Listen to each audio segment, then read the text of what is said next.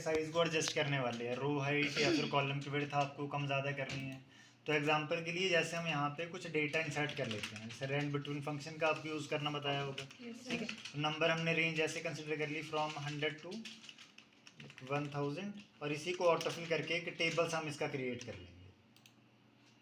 सो autofill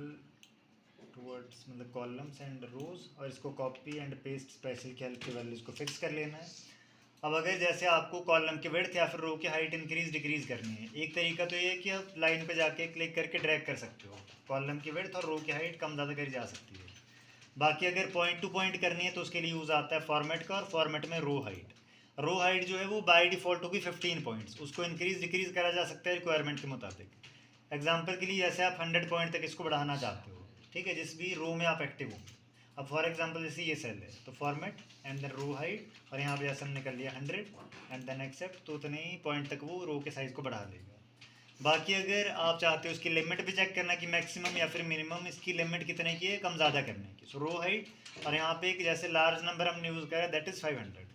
और इसको जैसे आप एक्सेप्ट करोगे तो ये लिमिट आपको बता देगा मिनिमम 0 और मैक्सिमम 409 है, इससे कम ज़्यादा नहीं आप कर सकते हो। बाकी अगर डेटा के मुताबिक रो हाइट अगर कम है, ज़्यादा करनी है, ज़्यादा कम करनी है, तो फॉर्मेट में जाके ऑटो फिट रो हाइट का आप यूज़ कर लोगे तो ऑटोमेटिकली एडजस्ट कर लेगा उसको। कॉलम की विड्थ को आपको बढ़ाना है कम करना है तो उसके लिए ऑप्शन आ जाता है, जैसे 8.43 इसकी बाय डिफ़ॉल्ट विड्थ है, अगर आपको इसको इंक्रीज़ करना है for example up to 50 points तक, वो आप कर सकते हो। देन इसकी भी लिमिट वैसे ही चेक करी जा सकती है कि जिसमें आपने नंबर यूज़ करा अप टू 300,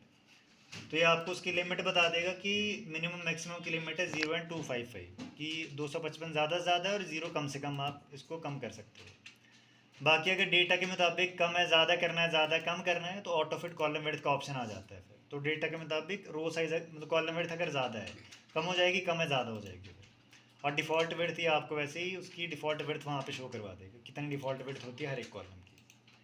अगला ऑप्शन है हाइड एंड हाइड का, जैसे आपने किन्हीं भी रोज़ को कॉलम्स को हाइड करना है, फॉर एग्जांपल डी से लेके आई तक के कॉलम्स को हम हाइड करना चाहते हैं, तो हाइड एंड अनहाइड, और अगर जो भी आपने सिलेक्शन करी हुई है रोज़ की है कॉलम की है वो आप बता दोगे। अब सी के बाद में डायरेक्टली कॉलम नंबर जी आपको शो कर रहा है, देखो। बाकी अगर हाइड करे हुए कॉलम्स है रोज़ है उनको आपने अनहाइड करना है, सिलेक्शन कर लेंगे उन दो कॉलम्स की जिनके बीच के कॉलम्स आपने हाइड करे होंगे, सो फॉर्मेट, और यहाँ से यूज़ कर लेंगे hide and then unhide columns. Same way में रोज़ को हाइड करा जा सकता है, सिलेक्शन करनी है आपको वैसे ही, और फॉर्मेट में जाके हाइड अनहाइड और हाइड रोज़ का यूज़ कर लेंगे। अनहाइड करने के लिए भी सेम ऑप्शन है, वो दो रोज़ जिनके बीच की रोज़ आपने हाइड करी होंगी,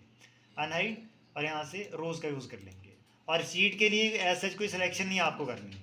तो यहाँ से आप यूज़ कर लोगे हाइड एंड हाइड में हाइड शीट, तो ऑटोमेटिकली शीट को हाइड कर लेगा। बाकी अगर आपने हाइड करी हुई है अनहाइड करनी है तो अनहाइड भी यहाँ से वैसी करी जा सकती है, unhide sheet and then accept, तो शीट आपकी अनहाइड हो जाएगी। बाकी रीनेम करना है शीट को, ऐसे शीट 1 2 3 इसके बाय डिफ़ॉल्ट नेम्स हैं, बाकी आप इसको रीनेम कर सकते हो, फॉर एग्जांपल एक्सेल डेटा।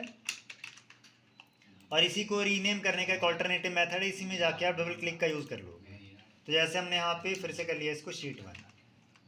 तो वैसे कर सकते हो आप। देन अगला ऑप्शन आता है मूव और कॉपी शीट का, पोजीशन की चेंज करवानी है, जैसे स्टार्टिंग में शीट 1 लास्ट में ले जाना है मूव टू दी एंड, वैसे करा जा सकता है, अदरवाइज क्लिक एंड ड्रैग कर लेंगे, स्टार्टिंग में ले जाना है, स्टार्टिंग में आप ले जाके इसको ड्रॉप कर सकते हो। देन शीट नेम का बैकग्राउंड कलर आपको चेंज करना है, टैब कलर, और यहाँ से आप जो भी कलर असाइन करोगे, जो भी कलर चूज़ करोगे वो कलर यहाँ पे अप्लाई होके आ जाता है। एंड देन इसी में जो लास्ट ऑप्शन है दैट इज़ प्रोटेक्ट शीट, कि आपकी परमिशन के बिना शीट में कोई भी ना ही डेटा एंटर कर सके ना ही उसमें से रिमूव कर सके, जैसे भी हम एंटर भी कर पा रहे हैं एज वेल एज रिमूव भी कर पा रहे हैं। से डिलीट, फिर उसके लिए format protect sheet, password enter करना है, देन एंटर करोगे री एंटर टू कन्फर्म, और अब ना ही हम कुछ एंटर कर सकते हैं और ना ही कुछ रिमूव कर सकते हैं, तो उसके लिए प्रोटेक्ट को आपको अनप्रोटेक्ट करना होगा यहाँ से 1 2 3 एंड देन एंटर,